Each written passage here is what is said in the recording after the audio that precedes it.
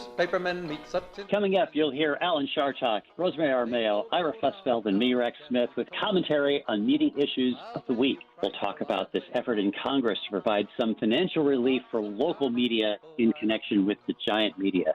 We'll talk about the coverage of Donald Trump is too much, and we'll talk about that libel suit against the New York Times. Those topics and a lot more coming up on The Media Project next. They wallow in corruption.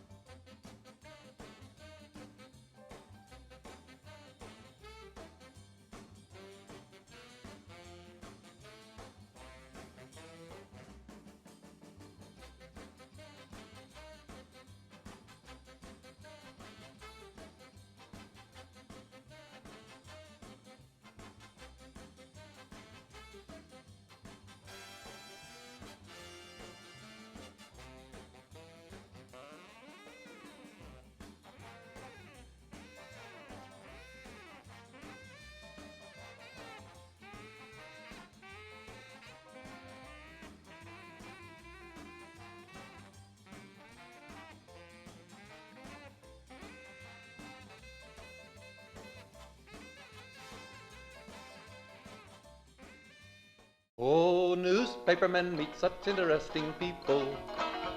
They know the lowdown, now it can be told. I'll tell you quite reliably off the record about some charming people I have known. For I meet politicians and grafters by the score, killers plain and fancy, it's really quite a bore. Oh, newspapermen meet such interesting people. They wallow in corruption, crime, and gore. Ting-a-ling-ling, city desk, full of press, extra, extra, read all about it. It's a mess, meets the test.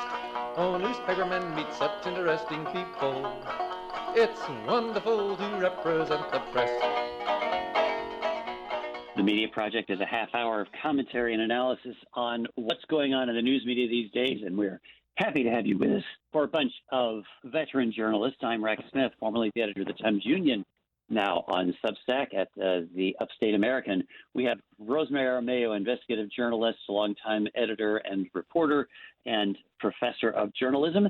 We have Ira Fusfeld, former, now retired publisher of the Daily Freeman in Kingston. And we have Dr. Alan Chartock, the CEO of Northeast Public Radio, who has published oh, never mind. There's just a lot to say about Alan, isn't there? How are you, Alan? After that, probably not too good. Yo! I was trying to think of how to describe the Legislative Gazette and the Fire Island Sun. Citizen Times or whatever. The sun. Of course, the sun was rising on Fire Island in those days, long ago and far away. Let's talk a little bit about this libel trial in which Sarah Palin is taking on the witness stand, is taking on the New York Times. Have you been following that, Alan? You've been following what Sarah Palin is doing against the Times? Well, yes, I've been following it, and, she's engaging in a trial, and it may cost the Times, considering the lay of the political land now. Perhaps you should explain it all, or Rosemary, to the group. Well, I can't explain it all. The cost would be to all of journalism, not simply to the New York Times, if she prevails. Most of the legal minds say she can't prevail. What she's testing is the notion of whether a newspaper or any media outlet can make a mistake and then not be charged with libel by the target of that mistake. She was the target of an acknowledged error by the editorial pages of the New York Times. The editors quickly caught the mistake, corrected it, apologized for it, and that should have been the end of it. Under a 1964 law, Sullivan versus New York, that would have been the end of it. The only way in the United States, it's a very important law akin to the First Amendment, the only way a public official can sue a newspaper for writing something that's not right in the course of discussing political and public interest is if there's actual malice or if it's printed with reckless disregard for whether or not it's true. That does not appear to be the case here. But that's what she's trying to argue. She also cannot say in any way was her reputation, was her money. She was not damaged by this. So Why it's actually in court is kind of a scary thing. At first, the judge dismissed it. The federal court then reinstated it and said they can go on. So if the experts are right and she loses it, she still has the right of appeal. And the real danger is if this gets to the Supreme Court. Sure.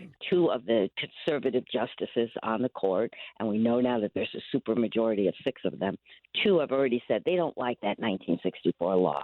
And we already know this is a court that has no problem getting rid of precedent. Just like Roe v. Wade is under attack after 50 years, the 1964 law could be in trouble. And as Donald Trump has said, and these justices have repeated, newspapers just get away with too much, they say, and we have to rein them in. Now, the real interesting thing is that if that should happen, if the worst should happen, if all my worries come true, the Supreme Court rules against us, places likely to be most hurt are Fox News and other right-wing media, which you do not do the checking of the New York Times. They are more likely to make many more than the New York Times is. I think it's a very good and quite thorough analysis of this case. And that is sort of where the lay of the land is, that the greater peril actually might be to these outfits like Fox News, or much more so even to Newsmax, to OAN and so on, that don't do the kind of meticulous fact-checking and don't try as hard to get matters straight in facts as the New York Times and typically newspapers do. But this has got to be perilous. I mean, Ira, I'd like to bring you in here as a publisher, because once you moved from being the editor of the paper to being the publisher, you had to look at the business side of things. The simple fact of the matter is the editorial of the New York Times was wrong, and you don't want to be in a position, if you're watching the bottom line, of defending something that was wrong. So this has got to be perilous for the operation of the Times. Yeah, there's several threads, and Rosemary really described the overview very well, because I was going to say the real game here appears to be getting this to the Supreme Court, where they have a better than even chance of overturning any negative verdicts. But first of all, the New York Times made a mistake, and they apologized, and so under the law, they should be in the clear. I am just disturbed by the fact that the New York Times made such a horrendous mistake to get them in this kind of trouble to begin with. I mean, this is not a newspaper that just has one person writing an editorial and then it goes straight to the print. I mean, that's historically what could happen in smaller newspapers, but this is the New York Times. So it's disturbing to me. But as a publisher, I had a boss once, not the one that Rex might be thinking of, who the first year after I was editor, I went to a budget meeting, and the guy said, "How are you doing?" And I said, "Okay, we're keeping you out of court." And he says, "Well, if you're keeping us out of court, you may not be doing an aggressive enough job." So some CEOs like to see these libel actions. But the fact of the matter is, while the New York Times can afford it, if a smaller publication is taken to court on a libel action, a frivolous libel action, it's still extremely costly in legal fees and in court fees, and it is a chilling effect if you are at risk. And we've had this protection from Sullivan versus New York Times for over half a century, and now it's very much in danger, and it's a concern. So what's the prognosis? Is this likely to be reversed? Is New York Times versus Sullivan likely to be reversed as it makes its way up? Likely may not be positive enough, but if it reaches the Supreme Court, this Supreme Court, it's certainly possible it'll be overturned.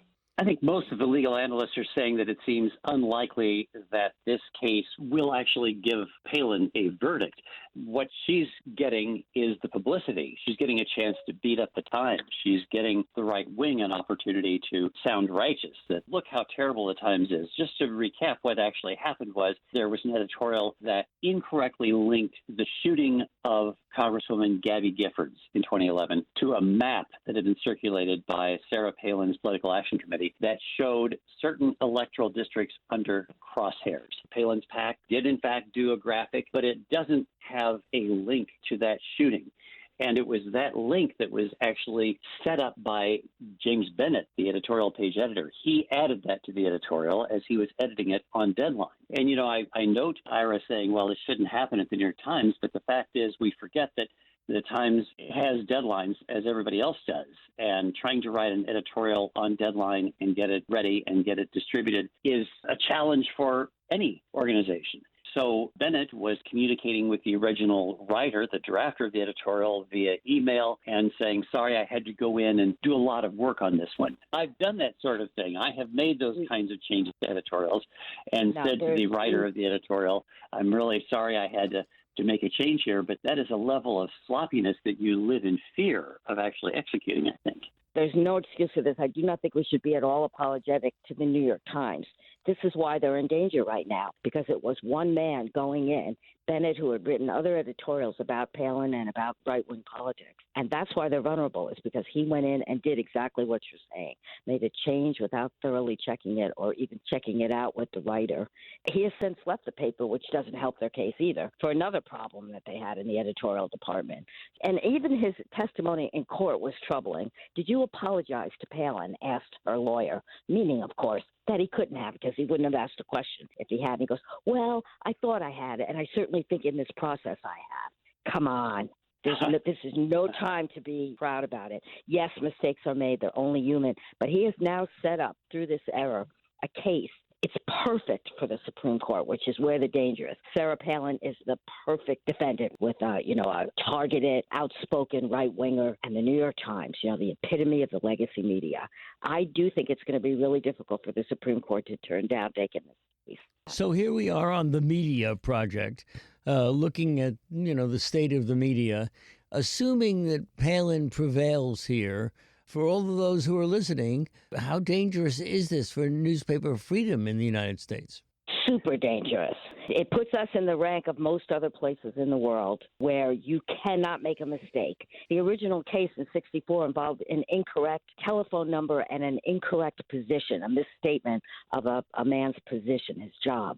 And that is enough. In an advertisement, by the way. That was not in a news story. That was in an advertisement. Absolutely. Yes. Mm-hmm. Absolutely. So you make it that the press cannot make any mistake or they risk court action, which, as you pointed out, Ira, is expensive even if you win the case, and ruinous.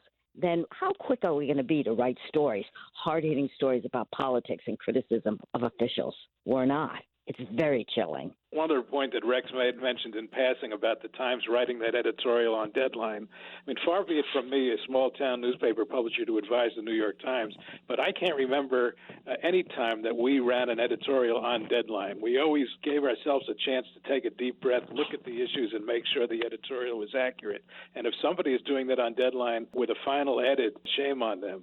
I would add that the people who actually operate on deadline most frequently are cable television channels and digital outlets, but there would be great risk to cable commentary. Actually, this may be the way to put an end to those panels of commentators that we see on cable television these days, which many of us decry as just being a cheap way for cable to fill their airways, and that helps lead to the demarcation lines in American politics, because you would have the opportunity to sue people who make a rather casual, unscripted comment on cable television that may be perceived as libelous, may be perceived as having been reckless disregard for the truth. So there is real risk for everybody in the media from this, and it shows the difficulty. I mean, Alan, you've pointed to over the years to, I think, a justifiable concern that public officials, public figures are at a disadvantage, I suppose, in some ways. I think I'm just trying to characterize your views. You said that you think libel laws need to be tightened, but I think that it's a peril for all of us because, we're unscripted on this show. What might we say that might be wrong, that might put us at peril? Yes. So watch your step. And, joke. But I do think that this is a potential game changer for the media. Just remember that if you have deep pockets and you have a lot of money, just the fact that you're bringing a lawsuit, I think Rosemary has referred to this, can cost $50,000, $100,000 to begin with. And that is something that really I think the public needs to understand. And if there's a financial your judgment deductible is typically $100,000. So you are out the first $100,000, or maybe you have a $50,000 deductible libel insurance policy. But you're out that much from the get-go. And if more of these cases come along, it's going to be impossible to buy libel insurance. And it will actually, I think it'll lead to more media outlets closing down. Speaking of media outlets closing down, here's an interesting statistic that we've talked about here before. Between 2005 and last year, about 2,200 local U.S. newspapers shut down. Most of those are, weekly, small papers, but more than 100 dailies closed down. And while companies like Google's parent, Alphabet, have more than $200 billion in annual revenue. Local newspapers' ad revenue declined from about $37 billion in 2018 to less than $9 billion last year. This is according to Pew Research, cited in a CNN story. So the state of local media is perilous. And to that comes a bill being championed by Amy Klobuchar, who is chairing hearings on it, actually, called the Journalism Competition and Preservation Act, which would let news outlets, regardless of their size, collectively bargain with advertisers so that they could actually have stronger negotiations against the Googles of the world. Seems like an interesting idea, don't you think? I'm a little puzzled by the details of it. It sounds like a good idea, and as they say about chicken soup, it can't hurt. But, you know, again, my frame of reference is smaller newspapers, whereas the larger newspapers from the Times Union on up typically have national ad managers who go out and negotiate separate deals. Smaller newspapers have historically been part of a company that they sign on to do the national advertising negotiations for them. So, in a sense, what they're talking about here has been done, at least unless it's changed in the years that I've been out of the business. But we always had a national sales representative company which negotiated pricing and advertising space for papers our size, which is the size of most newspapers in the country. That is the smaller one. Absolutely. What this would in effect do then, Ira, is it would force negotiations so that the Googles of the world would be giving money to papers like yours, to newsrooms like WAMC. But would it be a drop in the bucket? I mean, we wouldn't turn it down if it was given to us in a check, but it's hard for me to imagine that Google or Facebook owe smaller newspapers a lot of money, or at least not enough money to make a dramatic difference in their bottom line. Maybe so. Maybe it's more window dressing than anything else. It is a bipartisan proposal. There are Republicans on the bill with Klobuchar, but it's an effort to sort of do a little bit anyway to try to preserve local newsrooms. I'm not opposed to the bill. I'm just skeptical as to how much help it would provide. And I would propose that we table this discussion until it actually makes it through the Senate, much less the entire Congress. I think it's like a snowball in a really hot place. No way. Well, that's interesting. So I would say that that's a lot of discussion that happens on the air a lot of the time, issues that have less possibility of getting through than this. So apply that standard, only talk about things that are likely to pass politically, doesn't seem like a really good idea for commentary, Rosemary. Well, also, there is the question as to why Klobuchar and others in the public eye are doing something that would be very helpful to newspaper and news outlets of one kind or another. Maybe they're just, sort of fawning or trying to say, okay, I'm a good person, cover me well. Well, I think Klobuchar's concerns in co-sponsoring this legislation are real. Her father was a longtime newspaper man. She grew up with newspapers. So I don't doubt that she has legitimate concern. But again, I hope it passes. And I think Rosemary's right. As it gets a little bit closer to passing, that's when the Fox Newses or those who will oppose it will speak out loudest and perhaps scare some of the senators off who might have been willing to compromise. Probably so. So, speaking of the topics that we maybe wonder if we ought to be talking about, interesting editorial by John Alsop, commentator in Columbia Journalism Review, whom we look at a lot, saying that it's time for us to stop talking about Donald Trump. We've been hearing this for the last year or so. The fact is that, of course, he's no longer the president, and no former president has ever gotten as much attention as this one does. Case in point being when Mike Pence, for example, stepped forward and said the president, quote unquote, as he calls Trump, was wrong, that Pence did not have the right to vote to overturn the election. The media cast this as an extraordinary moment, a stunning rebuke, and so on. And I think the point of the question is there too much of a Trump fixation on the part of the media? Or is it appropriate at this point for the guy who is the dominant force in the Republican Party, who wants to run for president again, to be covered a lot? I think you've just said it, Rex. This is the scariest guy. I'm older now, and this is the scariest guy that I have ever seen.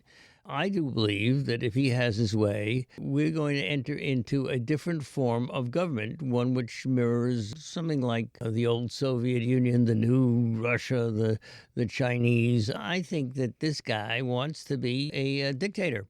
And as you say, he is plotting a comeback. So if you don't expose that, if you don't explore it, you have made a major, major error, which could end up costing this country everything.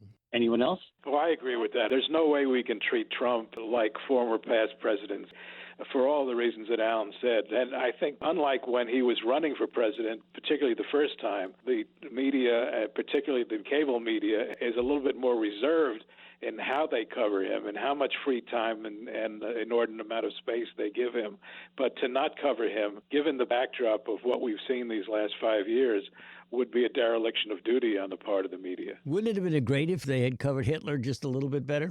Indeed. What about holding local or all other Republican officials to account on the question of whether January 6th was legitimate political discourse, as the Republican National Committee has declared? Is it appropriate for the media, for local reporters, to be asking every Republican candidate, do you agree that the January 6th attack on the Capitol was legitimate political discourse? Isn't that a fair question? Darn right. Rosemary, if you're a local reporter, are you going to jump into that one? Are you going to be asking Republican candidates that?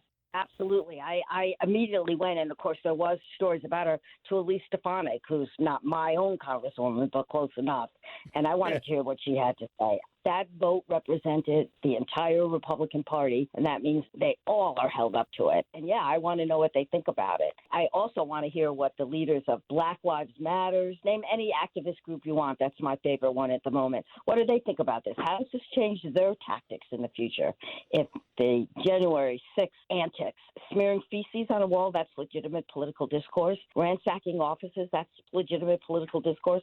I think they're now saying, oh, it was taken out of context. I don't know what the heck context that works in. But at any rate, it is an outrageous statement. And yes, we ought to be holding, the press ought to be holding a mirror up to every official who is a Republican.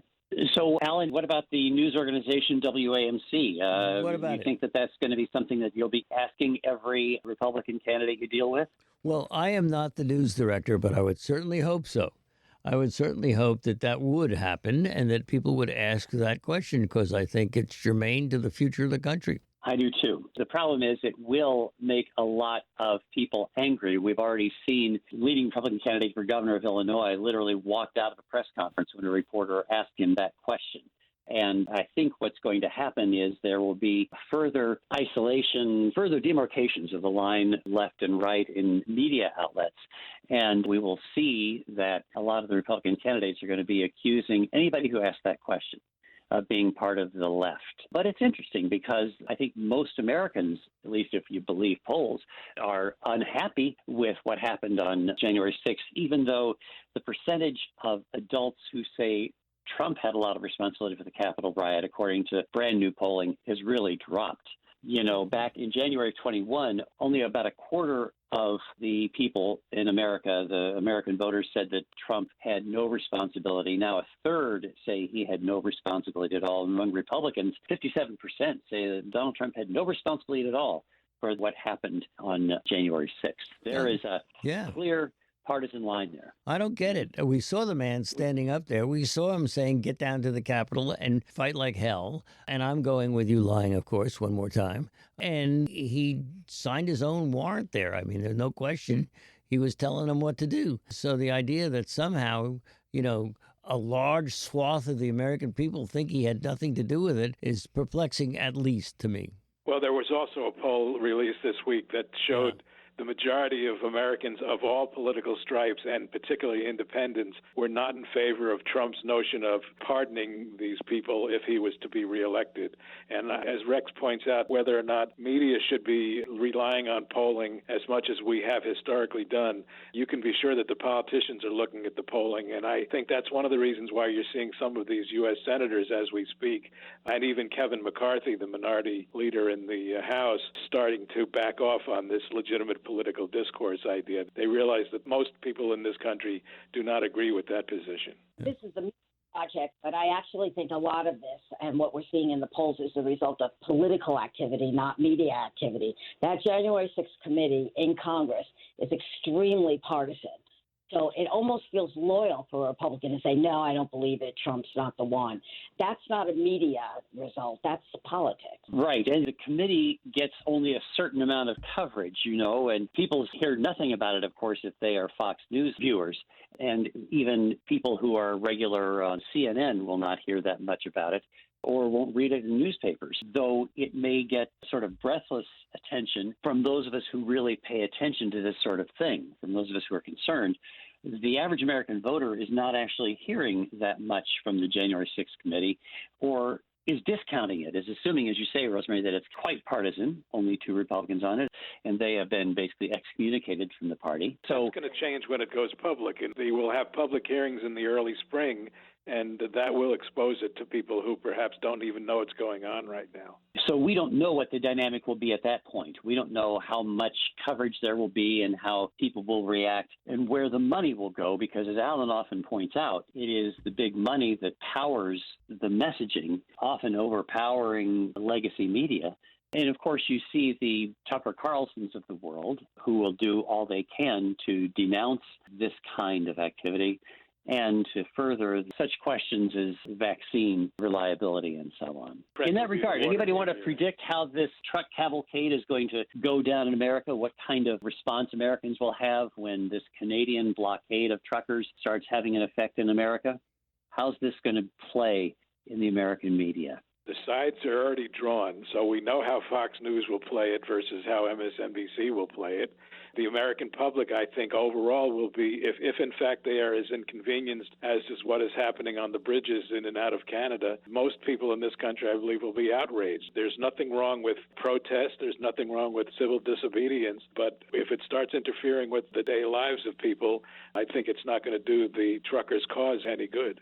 I'm not sure it's going to rise to the same Canada in the United States, because we're already seeing governors, including Democratic governors, caving on mandates and taking away mask mandates and distancing mandates. And so that kind of takes away the whole impetus for the big fight. The kind of protest with those truckers, if in fact it is deemed successful because these regulations are changing, that could mean the blueprint for future protests down the road. I mean, as we speak, the Super Bowl is going on this weekend, and there was one story that some sort of protest similar to Canada was going to occur on Super Bowl weekend. So let's see if in fact that plays out. Protest over what? Over whatever. I think the notion is the people who feel they have a cause to protest like this form of protest because they see it's impactful. Alan, you going to join the protest? You're not going to go along with the truckers, I presume. No, and also there is some question as to what the media responsibility is here. In other words, this was a good story. It was the kind of story that, media like to pick up. It is not quite man bites dog, but it is a little bit unusual, and therefore it gets an awful lot of attention. I don't know if it's attention that it deserves, because I don't think all truckers are in on it. And that will have to do it for this week. We are out of time, so Alan gets the last word. Well. So we thank you for joining us. Alan Chartock, Ira Fusfeld, Rosemary Armao, and me, Rex Smith. We're grateful to our producer, David Gastina, and especially to you for joining us here this week on The Media Project. Just for romance, but finally the movies notwithstanding, they all got tired of patches on their pants. They organized a union to get a living wage. They joined with other actors upon a living stage. Now newspapermen are such interesting. The Media Project is a production of WAMC Northeast Public Radio. Alan Chartock is CEO of WAMC, Professor Emeritus at the State University of New York, commentator, columnist, and author. Rex Smith is the former editor of the Albany Times-Union. Rosemary Armao is an investigative journalist and former chair of the Department of Journalism at the University at Albany. And Ira Fusfeld is the publisher emeritus of the Daily Freeman. You can listen to or podcast The Media Project anytime at WAMC.org or just download the WAMC app for your iPhone or Android at the Play Store today. Thanks for listening. But publishers have worries, for publishers must go to working folks for readers and to big shots for their dough. Now publishers are such interesting people. It could be prostitution, I don't know. Ting-a-ling-a-ling, circulation, ting-a-ling-a-ling, advertising, get those readers, get that payoff. What a headache, what a mess. Oh, publishers are such interesting people. Let's give 3 cheers for freedom of the press.